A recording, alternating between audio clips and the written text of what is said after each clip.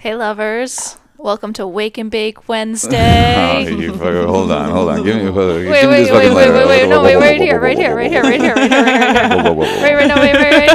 Fucking fools. Right here. I'm about to be so high. I think Wednesday is the best day of the week. And welcome to the come up.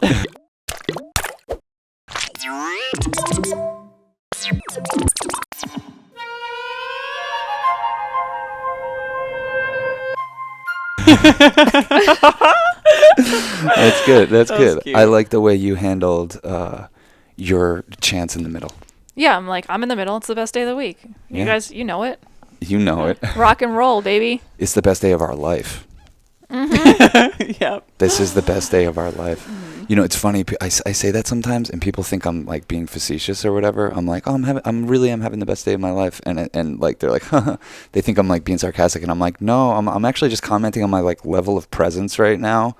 I can't even remember any other fucking days. This really is the fucking best day of my life. Best life of my lives. Yeah, totally. As far as I know. Yeah, easily best life of my lives right now.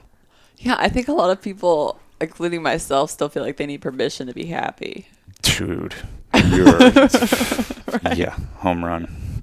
Well, I think what we forget is that we're doing, for the most part, what we want to be doing, and when we're behaving the way we want to behave. And there's like this mix of like, we're so influenced by the energies around us, but then there's also like, hey, if you want to worry every day, that's what you want to do. Like, who am I to stop you? And when I'm like, on that trip, it's like, I guess this is what I want to be doing for some reason. So there's like this dance of, all right, I'm feeling the energies around me and what's in the stars. And then there's also like, okay, this is how I feel most comfortable, So.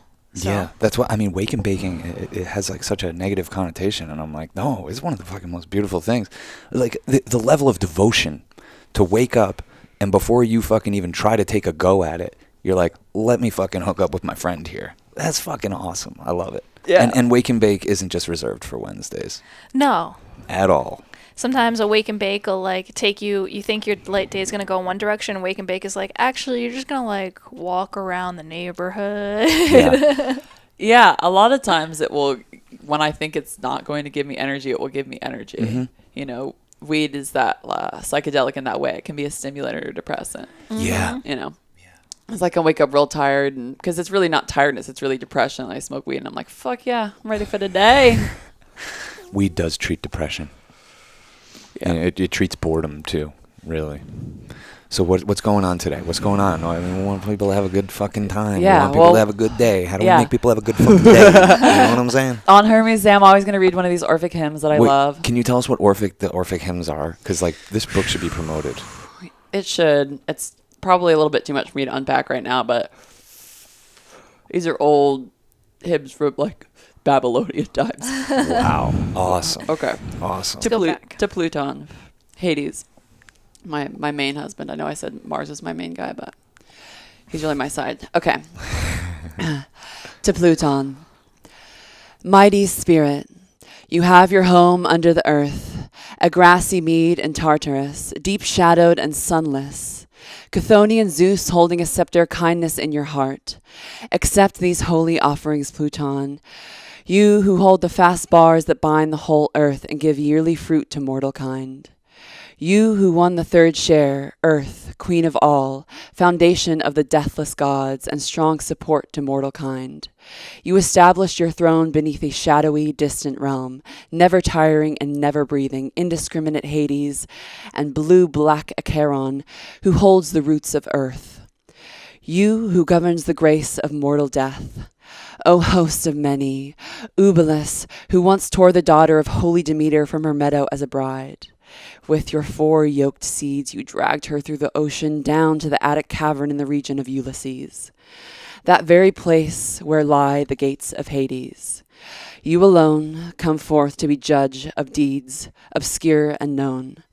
The inspired ruler of all, most holy, most highly honored, rejoicing in rites majestic, revered, and pious. I call you, come with kind joy to the worshippers. Beautiful. Damn. As above, so below. As above, so below. Yeah, that's what I'm feeling. All I could see was a giant tree, while you were saying that, and the roots reaching down. Oh my goodness. I need you to read that like 3 times. Luckily, everyone can like stop, rewind. Yeah, that's the best thing about this. Yeah. Yeah. Hades was one of the first gods that came into my life that I really identified with and had like fangirl admiration for almost. I think. Tell us about Hades. Yeah. I think I always just kind of identified as like a shadow witch person who really liked delving into the things that were behind the veil and the unknown. And I guess I've always been somebody that runs into feelings no matter how bad they are because I love feeling feelings. And so there's something almost like romantic about going all the way. Yeah. I always follow the rabbit hole to the deepest pit that it takes me, you know? I think we not only relate to that, but like really appreciate that about you.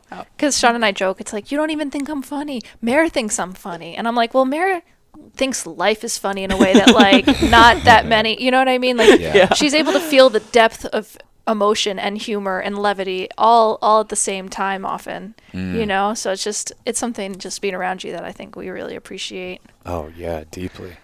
Is there something to this? Like when you're like, I like shadow work, I like witchy energy, I like, you know, the darkness, isn't it? You look like that. I would think that meeting you.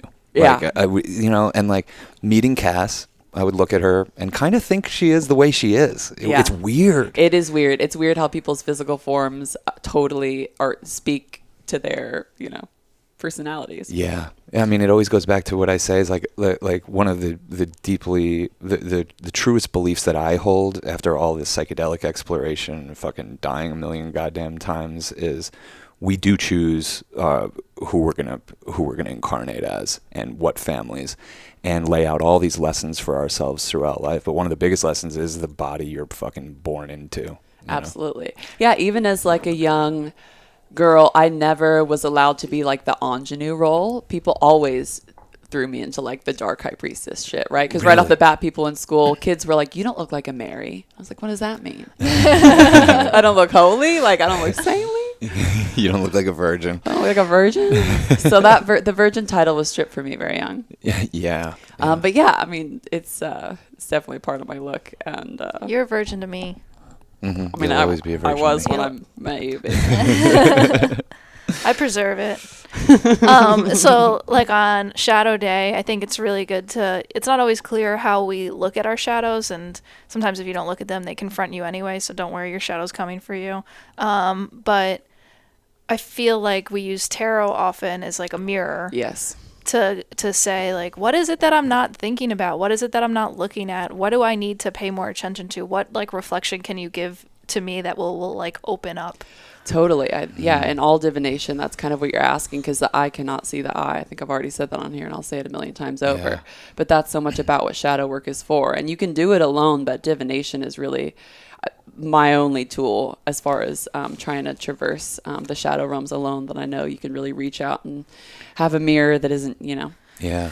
Well, I mean, the shadows, this might be a lame metaphor, but it goes back to something we were saying yesterday about how we have these hands, and we're one of the couple species that can feel around in the dark and know what we're doing. Totally. The shadows are fucking dark. Yeah, man. The tarot can be our hands and help us feel around in there a little bit more and make sense of things and give some structure. So I think that's why shadow work is so scary, is because there's really no structure to it. You don't hear a lot of people even acknowledge shadow work, let alone have a protocol as to how to fucking traverse it. Well, and shadow work can also be revelations of light, revelations of like, oh, this is better than I thought it was. This is something I don't have to be worrying about. I think a lot of people attach shadow work to all things negative, and it's like, no, you can create shadow work by prescribing negativity or identifying with negative traits in yourself, right? As well. Yeah. Oh yeah. But shadow work is really just, it's revelation. It's things that you aren't looking at, and that can be the good or the ugly, you know. And Wednesday's a great day for that. You're right in the middle of this fucking thing. You're right in the middle of the week, and it's like, how's it going so far? How do I want this thing to turn out? Yes. How do I want to slide into the freak end? You're getting a little ahead of yourself, Sean, but I like it. Wednesday's a good day to start thinking about that. Like, look, if you're going to take fucking Molly on Friday night, start taking 5-HTP on Wednesday. Yeah. You know what I mean? That's So true. you do want to consider the freak end. Yeah, baby. Yeah. Mowgli Okay. wants to pick the card. Would He's you like gonna to sit pick? down and be good? He's such a good boy. All right, let's see what the cards have in store for us collectively. That's what I'm asking. Yeah, let's see what Pluto wants to say. Pluto, what you got to say? I'm just going to go like this. Hades, my sexy man. Oh, my God. The Hanged Man. Oh, man. Okay. This is the ultimate shadow work card, to be totally honest. Wow. I mean, other than, I guess, like the High Priestess and the Moon bringing stuff forth. But it's definitely putting you in a position to think about it. Wow. Crazy that we put, I mean, with tarot, the deck is always rigged. Yeah. The deck seems always rigged. Every time we pull a card, we're like, what the fuck? Yeah. With the Hanged Man, too, when we're upright, walking around the earth, our head is above our heart. And I think about that a lot in that conversation. And when you're hanging upside down, all of the blood is rushing to your head, but your heart is also above your head. That is my favorite I don't think I've ever heard that reflection on the Hanged Man. And I'm going to take that one with me. Because, yeah, it's almost like your heart's leading when you kind of turn yourself upside down. Totally. And his legs, I'm trying to remember the one leg behind too, the female energy behind the masculine. Yeah, that little pose there. Mm-hmm. Yeah, no, it's so great because I know that you can really have reflections, and I know in life you see what you want to see, but there is something about when you pull tarot where you're like, I did not want to think about that. Like, 100%. I was not looking at that. Like, all of a sudden some friend is coming up and you're like, oh, God, why are you screaming at me through this card? Totally. And the T, the crucifixion too. We already held this up to the camera, right? No, I will. Yeah, let's do that. But yeah, as I said, with this Virgo Pisces, this Virgo full moon, crucifixion, self-crucifixion. Yeah. What is your cross to bear in life? What is your cross to bear? Yeah. He definitely seems as at peace, and almost like in a dancerly position through this. And so there is something that it seems like it's a choice that he's made to turn himself upside down and let go. And he's got that halo, that revelation light around his head. Things are coming to light. And face the blood death. is getting to his head, and he's hanging from a tree that's rooted into the earth, connected to Pluton. You know what I mean? Bringing in that visualization that you had earlier. Holy shit. All right, I want to pull one more just because fuck it. All right. Hades, what else? Yeah. Let's see. What else? Ace of Cups. Ooh. New beginnings, new starts. And at the bottom of the deck, we have the Queen of Wands. Pull that one out. I just wanted to say that because I love her, my Leo energy with a little black kitty. Oh. Yeah. What are you creating with your wands in this new cup of emotions, feelings, opportunities? Waterfalls. Definitely waterfalls. Mm-hmm. That's very, that's been circling our world. And are there lotuses on that cup coming up from the depths, coming up from Hades land? Mm-hmm. Yeah, you say. Fruiting for the mortals. Yeah, there you go. Tears flowing forward and backward. What a beautiful reflection. What a beautiful Wednesday. This is also Cass's card. That Queen of Wands is also my card.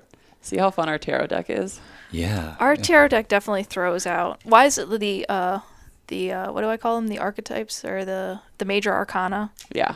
Yeah, we every time we pull it's like big major arcana. What do you think my card is? The Fool? The Moon. Well, today, yeah. Yeah, I'm just kind of going by astrological denotations, like that Taurus, Queen of Pentacles shit. Oh, did you just fucking pull the moon? Yeah, This is how good our tarot deck is. I hope everybody watches this episode. Yeah, it's listening. This tarot deck is like... It's listening. We talked about this in another episode. Doesn't skip a beat. I'm never confused with this bitch. She's straight to the point. It has consciousness. It's better than my tarot deck's got attitude. She's making jokes with me all the time. She's like, orphan card. Yeah, totally. Like, I get it. Yeah, the moon is me. It's like two fucking hound dogs here. You know, I'm the fucking dust dog of Greenpoint. Yeah, here I am. Dust dog of Greenpoint. and this fucking weird ass crab scorpion lobster coming out of the depths of Hades. But I like how these dust dogs are like they're losing their mind. That's me. Our animalistic nature. Yeah, your fire moon. Yeah, I mean your eyes popping out of the head. Cancer, Sun, Fire, Moon. So the moon is the ruler of your nativity, and your moon is as a fire moon. So I mean, this couldn't be more of your card. Yeah. And the dogs are really talking about, like, I think about this dog as being a dog and this one as being a wolf, and it's talking about our sort of animalistic nature that comes out. Yeah. I Beautiful. can't believe you just pulled that. Great. Yeah, of I course. mean, I guess I can. Why am I Hey, doubting divination? fill your life with synchronicities. If there's anything that we've talked about on here, an animal, a number, a little fucking thing, Yeah, let us know because, Totally. like, honestly, I feel like that completes the circuit of, Yeah. of I don't even know what we're even talking about or why, but I feel like that, like, when someone's like, I'm having synchronicities, I'm like, cool, yes. Definitely. We're a definitely. synchronicity generator, and that's the fun we're gonna have here. So thanks for joining us. Have a great Wednesday. See, hasta mañana. Hasta mañana.